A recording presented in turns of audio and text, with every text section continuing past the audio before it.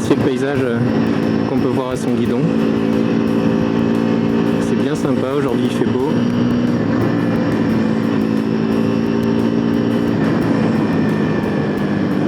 Donc pour ceux qui ne connaissent pas, c'est le mémorial canadien de Vimy.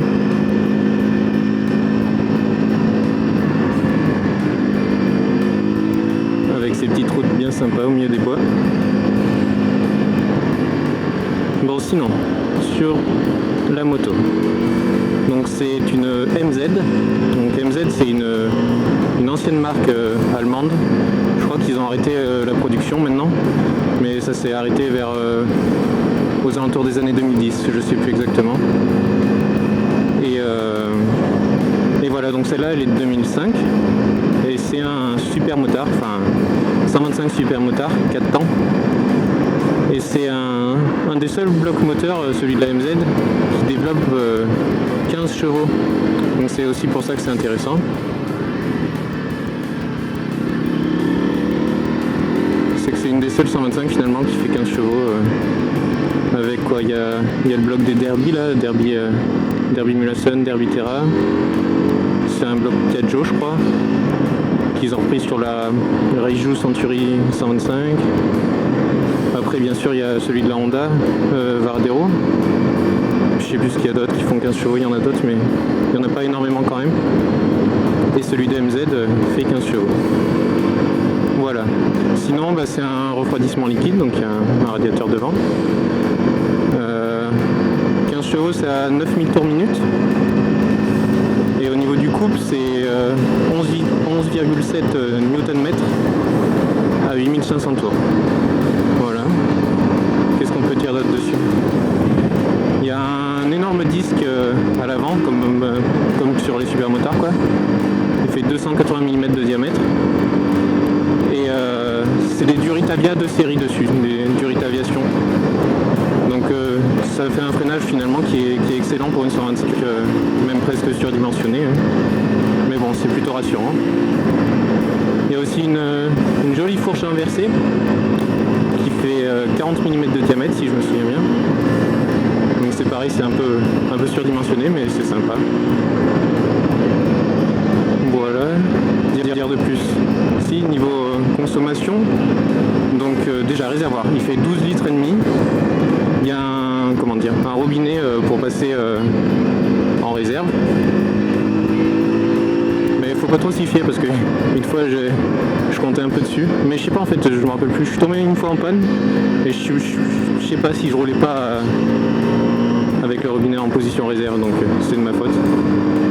Voilà. Et sinon, donc 12,5 litres, une conso entre 3 et 4 litres, ça dépend comment vous roulez, où vous roulez aussi. Voilà. Que dire de plus? Consommation, freinage, moteur. Ah, vous savez tout maintenant. Bah là, niveau kilomètre, elle a pas loin de 16 000, 15 700, 15 800. Donc c'est légèrement évolutif, mais je m'en sers plus trop puisque j'ai passé mon permis et je l'ai eu. Et j'ai acheté une CBF 500. Donc maintenant celle-là, elle est remisée un peu au garage. C'est un peu dommage, je préfère en faire profiter quelqu'un, surtout que c'est une super meule. Donc voilà, bon, je crois que j'ai tout dit. Je vous retrouve tout à l'heure pour faire un petit tour de la moto dans quelques instants. Bon, il faut savoir que je la conduis plus depuis un moment, donc je suis pas forcément un pro niveau passage de vitesse tout ça. Mais là, elle est bien chaude, hein, ne vous inquiétez pas, ça fait un moment que je roule. J'ai roulé avant de venir ici.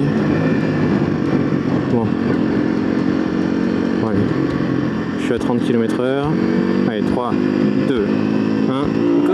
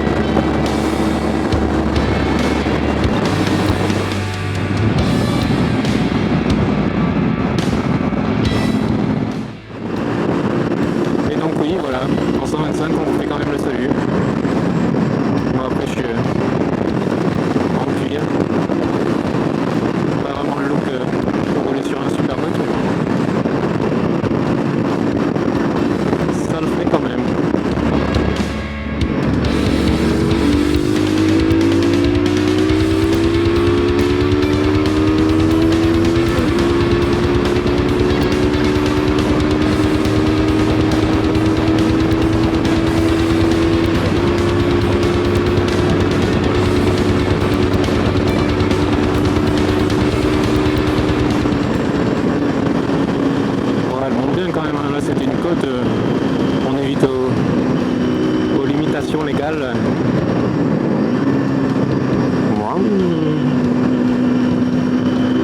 Et puis le bruit de son petit mono, il est sympa.